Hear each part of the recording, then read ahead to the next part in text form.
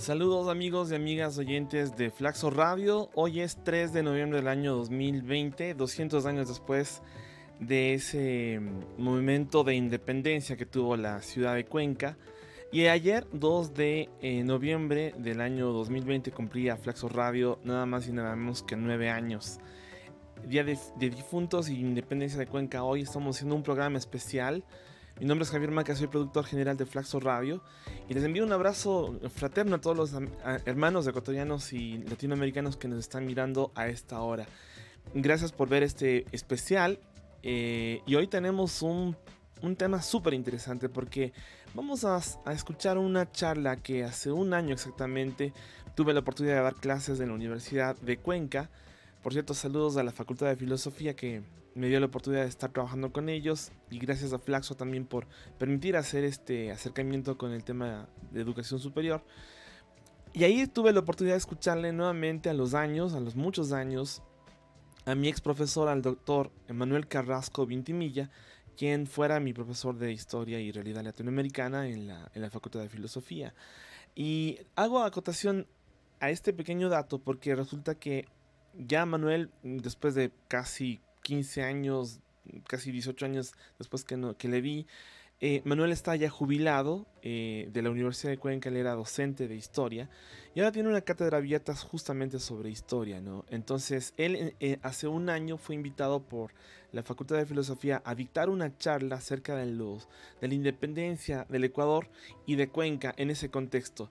Y él hace un acercamiento macro acerca de cuál era el proceso, la realidad o la historia atrás de este proceso de independencia, ¿no? Van a escuchar ustedes datos muy curiosos. Tal vez uno de los más interesantes que van a escuchar ustedes, adelanto un poquito, es que Manuel contaba que justamente los mismos criollos que estaban acá en Quito habían escrito una carta pidiendo que el rey de España, que estaba prisionero, venga a América a gobernar desde la Real Audiencia de Quito. Pero digamos ese proceso fue despreciado por el rey y luego entonces se desataron otro tipo de movimientos independistas. Para concluir, nada más decirles que la independencia de Cuenca se cerró, digamos, casi un año más tarde, unos meses más tarde, en el año 1821, y de eso iremos escuchando la conferencia de Manuel Carrasco Vintimilla, profesor de historia de la Universidad de Cuenca, allá al sur del Ecuador. Y para finalizar estaremos escuchando una canción muy bonita que se llama Majestuosa Atenas Reina. Bueno, se refiere a la Atenas del Ecuador, que es el nombre que se le ha puesto a la ciudad de Cuenca. No Sultana de los Andes, como le puso Diario El Telégrafo, por cierto. Los cuencanos andan un poco indignados por ese pequeño dato mal colocado. Y bueno, vamos entonces a comenzar esta transmisión. Les agradezco cualquier comentario. Les agradezco que nos lo dejen ahí. Vamos entonces con esta charla que está a cargo del doctor Manuel Carrasco Vintimilla, quien es historiador ecuatoriano y que nos va a contar justamente un poquito de esa realidad también ecuatoriana a vista de los 200 años de independencia de Cuenca. También aprovechábamos este programa para hablarles un poco de estos 9 años de trabajo en Flaxo Radio. De eso comentaremos al final porque mañana tendremos un especial rememorando algunas cosas interesantes que hemos hecho en estos 9 años acá en Flaxo Radio Ecuador. Bueno, vamos con esta charla entonces.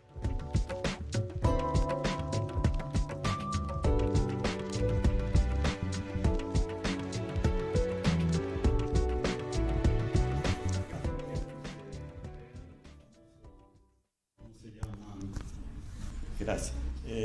Los obrajes, ¿no es cierto? Pero en Inglaterra, que era con el trabajo manual de los indígenas. No, en Inglaterra se crearon las máquinas, los telares, los trenes, los barcos a vapor, mientras los españoles andaban todavía con los barquitos de vela, ¿no es cierto? Los ingleses corrían con los vapores, mientras los otros andaban todavía a caballito. Los ingleses tenían ahí una... En fin, entonces ellos empezaron a ver, bueno, ¿y por qué los españoles están aprovechándose de esto? Si son...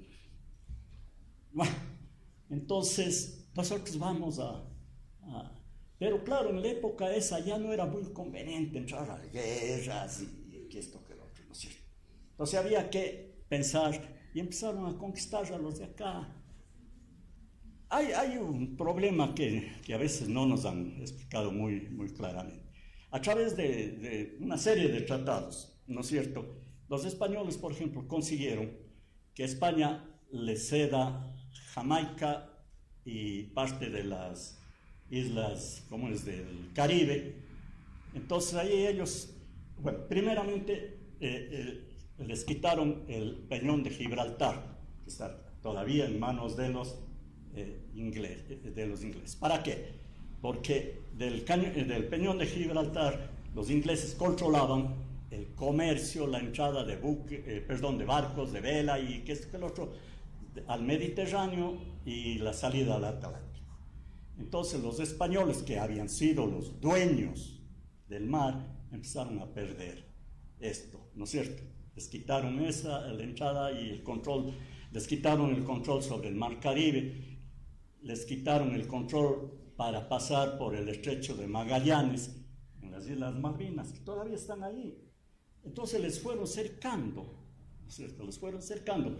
Y además de eso, les pidieron, por ejemplo, que les den permiso, como decían los navíos de permiso, creo que en Buenos Aires, no me recuerdo bien, creo que es en Acapulco. Estaba tratando de explicar un poquito lo que ahora llaman la geopolítica, ¿no? Es decir, la lucha definitivamente por los mercados de producción de materia prima y por los mercados de consumo. Y bueno, Latinoamérica tiene ese gran pecado, no solamente ahora. Latinoamérica es productora de materias primas y consumidora de los productos de las materias primas. Eso ha sido siempre, yo siempre pongo, tenemos el mejor cacao del mundo, pero no hacemos el mejor chocolate del mundo. Y así. Entonces, en ese juego, ¿no es cierto?, los ingleses, los holandeses, pero especialmente los ingleses, empezaron también decía yo, por ejemplo, que consiguieron que anualmente llegaran mercadería a Buenos Aires, mercadería a algún otro puerto, creo que era Veracruz, no recuerdo bien esto, ¿no es cierto?, mercadería inglesa. Entonces, ellos mismos permitieron que se les haga la competencia. Pero bueno, hay otra cosa que los historiadores o los profesores a veces no ponen mucho interés: el comercio. No solamente que es la transacción de mercadería y de compra y venta. El comercio es un poderoso elemento cultural, ¿no es cierto? Llegan los gringos en Guayaquil, ¿no es cierto?, y empiezan a hablar de que, no, pero ustedes tienen estas costumbres tan feas, que esto, que lo otro. No, tienen que leer estos libros y nada. Entonces la gente se va despertando y ese mundo que había estado cerrado, acaparado por España, empieza a abrirse acá. Dice, no, pues, yo he leído, por ejemplo, que muchos en el siglo XIX ya pensaban, decían, hay que dejar el comercio con los... Aquí en Cuenca. No, ya les voy a contar un poquito de eso. ¿Sí tengo tiempo? Sí. Ya. No hay que negociar con los españoles porque los ingleses nos están pagando mejor que esto que lo otro. Entonces, todo eso, no sé si estoy claro. Es decir, hay situaciones internas, ¿no es cierto? Los padres o los hijos contra los padres, ¿no es cierto? Luego, los de afuera, ¿no es cierto? También dicen algunos que todo esto se fue incentivando cuando en 1736, creo que es siglo XVIII, vienen unos francesitos, la famosa misión geodésica francesa. ¿Cuántos años estuvieron los francesitos aquí, en la Real Audiencia de Quito? Es alrededor de unos 5 o 6 años. fueron dejando genes. No, hay unos sucotes, unas sucotes. No, fueron dejando inquietudes culturales, ¿no es cierto? Ellos empezaron a hablar de que hay allí en Francia ¿cómo es? El pedagogo a ver, que ustedes de pedagogía, ¿cómo es? Bueno, ya, se me fue este rato, pero ya va a funcionar el disco duro. Rousseau, no, ya hay unos pensadores como Montesquieu, como Voltaire, como no digo, además de los genes fueron dejando ideas, no. Bueno, también se llevaron, no sé si ustedes recuerdan el problema de Seniers y la Cusinga, en fin. Bueno, entonces ese mundo que había estado un poco cerrado, monopolizado, empezó a recibir también influencias de Inglaterra, influencias de Francia, es decir, los criollos de acá, los hijos de los españoles, empezaron a ver que había otras posibilidades y que no era solamente España. Entonces empezaron a conspirar, ¿no es cierto? Los historiadores que les gusta meterse en todas partes, son a veces pesados, ¿no es cierto? Dicen que esto comenzó, el descontento aquí en Cuenca, ya en el siglo XVIII, cuando hubo el cambio de corregimiento a gobernación, y vino un tremendo español, un fregadísimo, que se llamaba José Vallejo y Tacón. Este hombre venía con una serie de inquietudes de la Ilustración.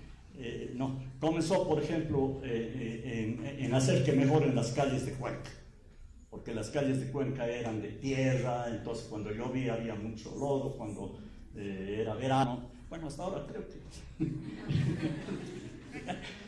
Luego en fin, que utilicemos la higiene, que el agua potable, que por aquí, que por allá, es decir, y a ponerse una serie. Y claro, la gente empezó a quejarse mucho, friega este hombre. Incluso, no sé si ustedes recuerdan un poquito la leyenda del espadachín Zavala, al que le mató Vallejo, y que luego empezó a meterse en el convento de las monjas porque las monjitas no tenían la vida que debían tener. En fin, entonces la gente empezó a pensar, bueno, ¿y quién viene aquí a darnos órdenes? En fin. Y por ahí dicen que empezaron a aparecer unos, ¿cómo se llama? Unos escritos, unos anónimos, que hay que librarse del mal gobierno, que por aquí, que por allá, lo mismo cuando fue el bochinche de los españoles, de los franceses. Entonces hay una serie, porque en realidad, ¿no es cierto?, la historia es un proceso. No es que asoma el rato menos pensado, como yo digo, como cuando uno sale al llano y no ve nada y al día siguiente, pum, están los hongos ahí. No, es un proceso.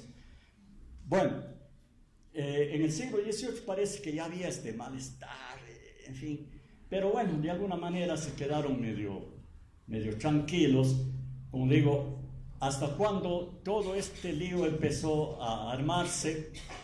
Entonces surgieron ideas de liberación. Además, esto también es hay que tomarlo con mucho cuidado. Al principio yo pienso que la gente no pensó, perdonen la redundancia, la gente no pensó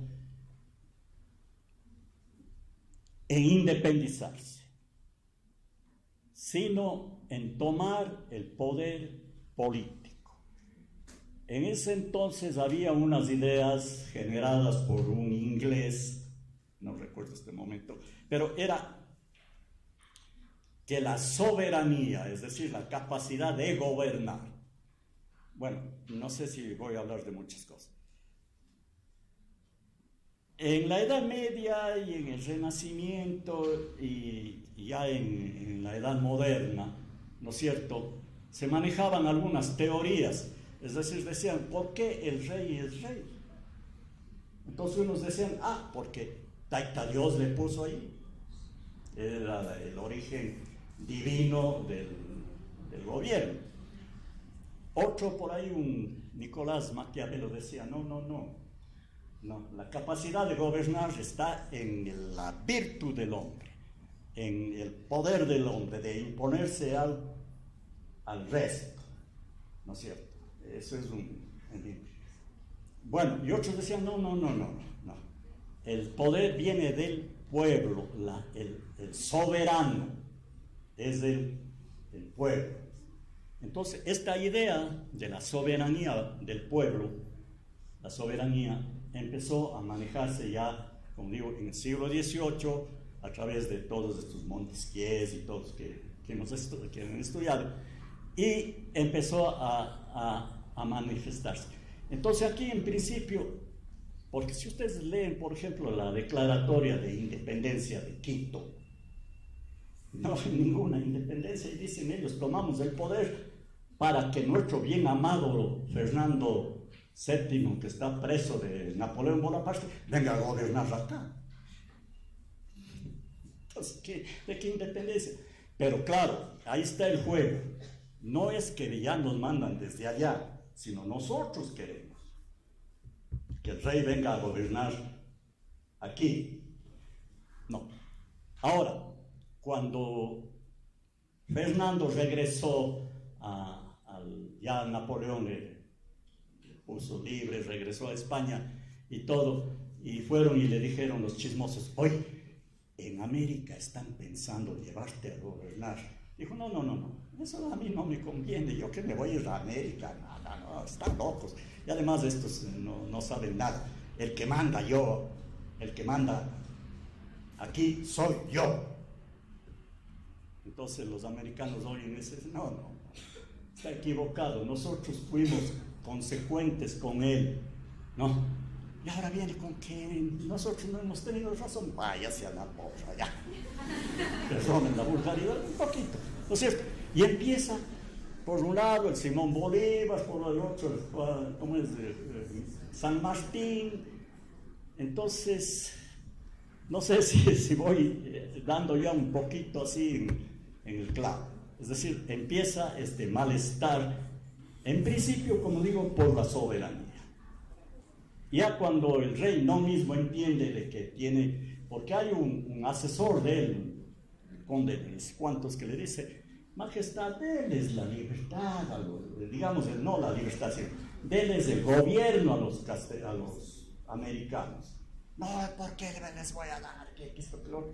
Entonces, no sé, ahí ya se produce él. Es un poco cuando yo le digo a papá, papi, dame permiso para irme a alguna parte. No te vas. Ya tú me sublevo y me voy.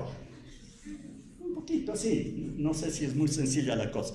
Entonces, todo eso empieza a gestarse, ¿no es cierto? Y bueno, aquí en Cuenca, no es que el 3 de noviembre, aquí en Cuenca ya hay, como les decía, ciertos indicios en el siglo XVIII, ciertos indicios en el siglo XIX. Por ejemplo, cuando llega la noticia de que los quiteños han formado la Junta de Gobierno, aquí están de gobernador un señor de apellido Aymerich, ¿no? Y un obispo. Y ellos dicen, no, nada de soberanías, ni de nosotros mandamos aquí. Y los de Quito son unos traicioneros, en fin, y empieza un problema de conflicto entre los que estaban con el gobierno y los que querían acceder al gobierno. Bueno, yo en 1978 me fui a España a hacer unas investigaciones en el archivo de Indias, y ahí encontré a un señor Joaquín Antonio Calderón y Salazar, cuencanito. Él era hacendado en Sixi, en la localidad de Chobchi, ¿no es cierto? Y se rebeló contra los españoles. Sería un poco largo contarles la historia, pero eso sucedía en 1811, es decir, antes del 3 de noviembre. Y él se rebeló contra los españoles aquí y le cogieron preso, le condenaron a muerte, luego tuvieron misericordia, le conmutaron la pena y le mandaron a una prisión en Cádiz, en España. Ahí se encontró con otro que es de nuestra historia de la independencia y todo, con José Mejía Lequerica, famoso médico, en fin, casado con la Manuela Espejo. Ya. Bueno, y él le pone en libertad, porque estaban reunidas las cortes de Cádiz, le pone en libertad, y este hombre se convierte en una especie de paria ahí en España, porque como había sido rebelde aquí en Cuenca, ¿no es cierto?, en Cuenca del Perú, como decía, nadie le quería dar trabajo, y por ahí un venezolano, un tal Manuel de Melo, que había sido amante de la reina, porque eso también la historia no es que solamente hay también los chismes de alcoba, bueno, le descubre a y le denuncia de nuevo y otra vez al TAR. Eso es un poco la historia que yo descubro ahí en los papeles no. Pero ya estudiando un poco más acá, no era solamente él, eran algunas familias, los Valdivieso, los Malos, los Chicas, los dice cuántos, que estaban contra España aquí en Cuenca. Y esto les cuento porque cuando ustedes leen los manuales de educación, que están bien mal hechos, ¿no es cierto?, encuentran que los monos nos pusieron el 9 de octubre y dijeron a los morlatos que tienen que ser libres. Así es un poco, ¿no es cierto? El 3 de noviembre es consecuencia del 9 de octubre. Puede ser que sí, pero a lo que yo voy es un poco que aquí también sí había un principio, como yo le estoy contando esto, y esto hay que investigar un poco más. Es decir, no es que solo recibimos las influencias de afuera. Acá también había no solamente agricultores, había comerciantes, había curas metidos a la independencia. Bueno, el caso es que le cogieron a Joaquín y al tío de él, a los primos, a un cura que era confesor de él, en fin, les metieron presos. Y lo más curioso es un alumno nuestro que ahora es un distinguido historiador, Diego Arteaga, encuentra que después de estas cosas que les estoy contando, ¿no es cierto?, este intento de sublevación y todo, el mayor número de perseguidas por el Estado español aquí en Cuenca fueron mujeres. Siempre las morlatas han sido bueno, les habían estado en un complot. Este es una especie de antecedente porque estos hechos que les estoy contando tan brevemente suceden en 1811, ¿no? Ya en 1812 vino un tremendo represor, ¿cómo se llamaba? Morillo, y cortó cabezas, metió presos y todo, y la gente se quedó tranquila. Pero bueno, para 1820 ya se había armado un bloque independentista en el norte con Bolívar, al sur con San Martín, y entonces ahí viene ya todo el lío de Guayaquil, de Cuenca, en fin. Más o menos esto les he contado, diríamos así, en breves trazos. Ahora, el problema que les decía al principio de esta conversación, bueno, yo he conversado solito, ¿no? He hecho un monólogo, era eso, ¿no es cierto? Estos acontecimientos del pasado, de nuestros antepasados, ¿no es cierto? No tienen que ser solamente como se han hecho desde las alcaldías, no de ahora. El 3 de noviembre, música por aquí, paseo por acá. Antes se festejaba hermosamente el 3 de noviembre aquí en que ahora es la avenida 12 de abril, era la Alameda, ¿ya? Y el 3 de noviembre los cuencanos bajaban con barbasco. ¿Sí saben qué es el barbasco? Es un vegetal que envenena, o digamos, les pone medio malitos a los pescados, o a los peces, perdón. Entonces bajaban acá a la Alameda, botaban el barbasco en el Tomebamba y se dedicaban a pescar, coger pero no eran las truchas, eran los bagrecitos, no. Y luego la gran comilona de bagres en el 3 de noviembre. Bueno, eso fue yo no viví, a mí me han contado. Pero bueno, a lo que iba era un poquito eso, ¿no es cierto? Que estas fechas que, como digo, a veces ya van hacia lo folclórico, la elección de la chola cuencana, de la reina de los barrios, de la reina de Nisqué, en fin, tiene que ser también un poquito repensada. Bueno, ¿por qué se rebeló esta gente? Entonces yo lo que les decía es esto, ¿no es cierto? ¿Por qué? Porque las estructuras económicas estaban mal, las estructuras sociales estaban mal, las estructuras políticas estaban mal. Había el intento y lo lograron, de cambiar esas estructuras, ¿no es cierto? En efecto, la independencia ya en términos generales supuso que una ruptura de los criollos, de los hijos, diríamos así, con su madre. Hasta ahora decimos nuestra madre patria. Ya. Y trataron de poner sus propias condiciones.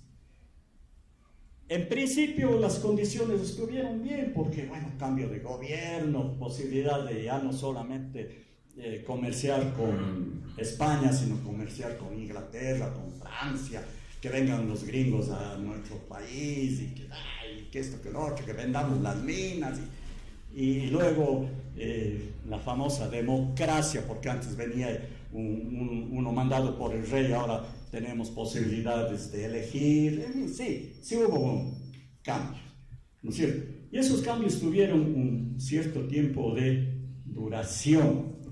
Ahora, habría que preguntarse, ¿estamos bien? ¿Estamos contentos con las estructuras actuales? ¿O no necesitamos cambios? Si no necesitamos cambios, está bien, pero si necesitamos cambios, a lo mejor hay que ir pensando en una segunda independencia. Muchas gracias.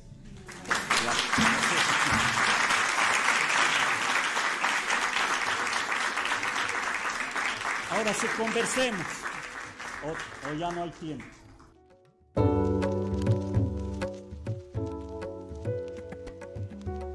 Escuchábamos al historiador cuencano, el doctor Manuel Carrasco Vintimilla, quien hacía una exposición. Justamente tuve la oportunidad de grabarle a él en esta intervención. Él ya está muy viejito.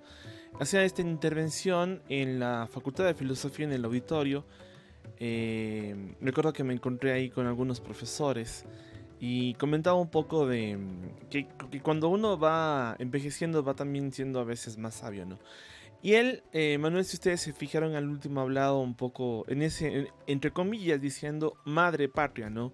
Y él hace una reflexión final, es como cómo se celebra realmente la independencia de un país, de una ciudad, de una región. Y tal vez una de las cosas más interesantes que escuché es que, digamos, siempre hay un poder político que está buscando solamente un reacomodo para las élites, digamos. Eso, comentario personal. Hoy estamos viviendo en Estados Unidos, se está viviendo allá las elecciones. Y bueno, el poder dice, yo no me voy de aquí, ¿no? Bueno, eso como para ponernos a pensar. Manuel Carrasco decía al final, si no está funcionando la independencia realmente, hay que buscar otro proceso de independencia. Bueno, yo he puesto aquí un granito de arena, recalcando las palabras de Manuel Carrasco Vintimilla, profesor ya jubilado de la Universidad de Cuenca.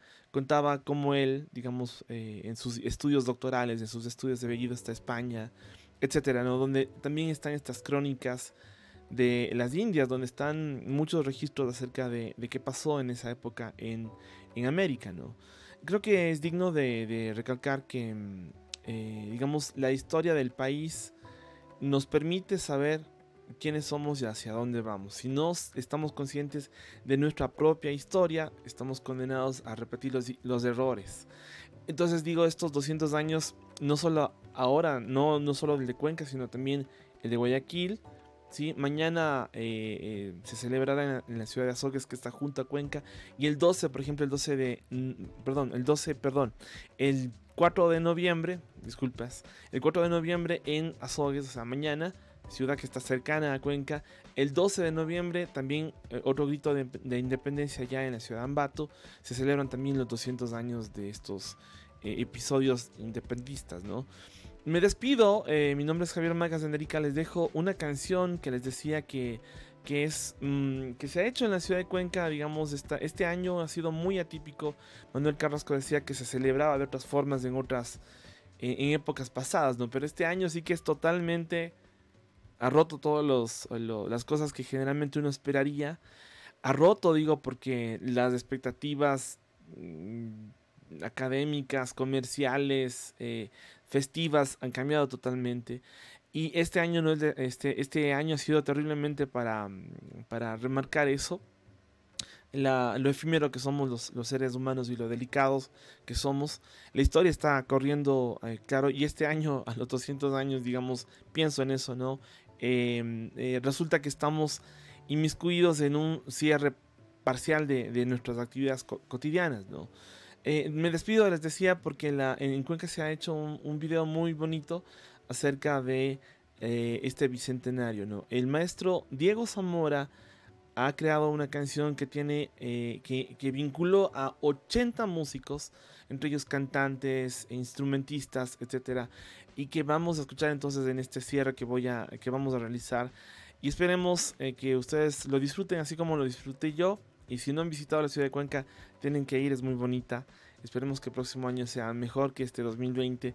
Me despido entonces con esta canción que se llama Cuenca Majestuosa, Cuenca Bicentenaria. Vamos a escuchar esta canción. Me despido, hasta la próxima. Nos vemos en otro Flaxo Especiales. Les decía que mañana tendremos un programa especial porque, digamos, en este feriado 2 de noviembre acá en Ecuador, Día de los Difuntos, no tuvimos una actividad, digamos, a todo fuego. Y mañana estaremos haciendo un programa especial justamente por la celebración de nuestros 9 años de existencia como medio universitario digital online. Me despido entonces con esta canción que suena a continuación.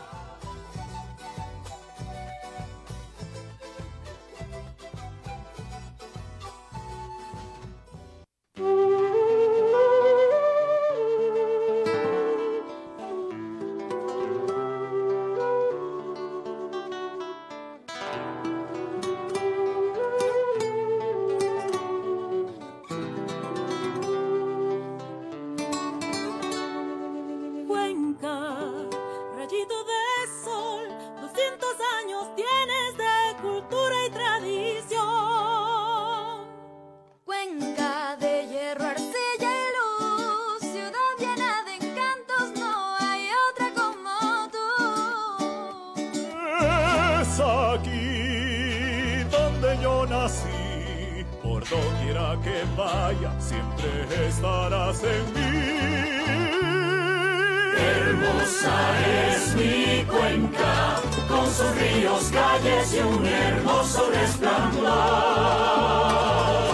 Bella mismo es mi Cuenca, tan ilustres, el orgullo de Ecuador.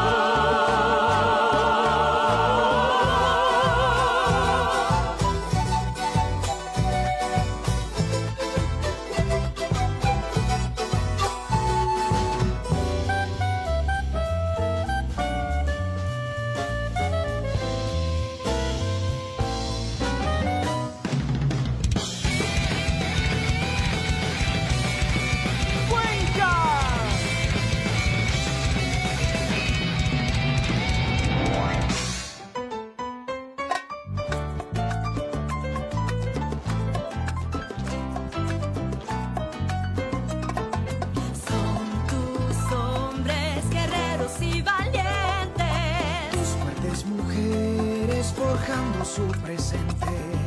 Dentro de tu historia hay mitos y leyendas que hacen de ti la majestuosa Atenas.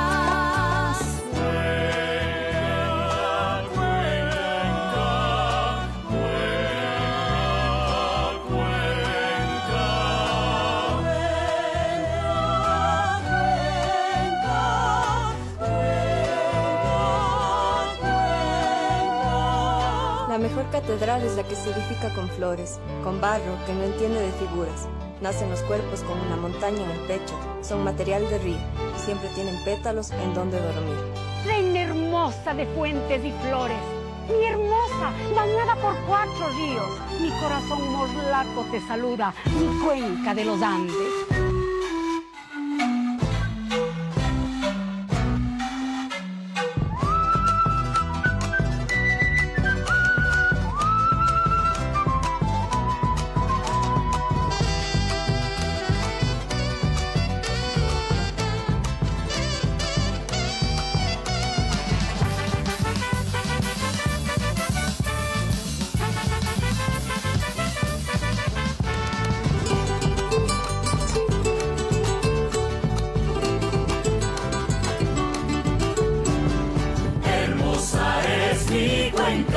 Con sus ríos, calles y un hermoso resplandor. Ella mismo es mi cuenca, son tus hijos tan ilustres, el orgullo de Ecuador. Hermosa es mi cuenca, con sus ríos, calles y un hermoso resplandor. Ella mismo es mi cuenca, son tus hijos tan ilustres, el orgullo de Ecuador.